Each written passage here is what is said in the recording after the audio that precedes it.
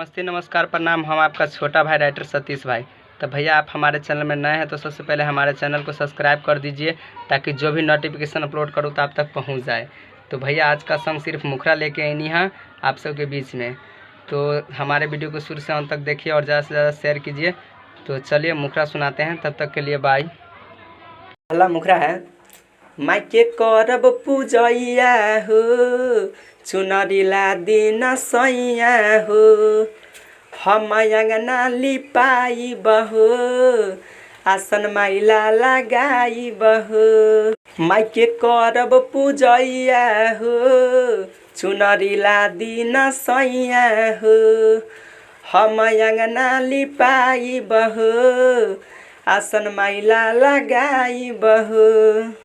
अहे मयरिया झुलुआ लगई हे निमिए के गछिया हो, अहे मयरिया झुलुआ लगई हे निमिए के गछिया हो। सातो बहिनिया झुलेली झुलावा झुलाबे भैरव भैया हो, सातो बहिनी झुलेली झुलावा झुलाबे भैरव भैया हो।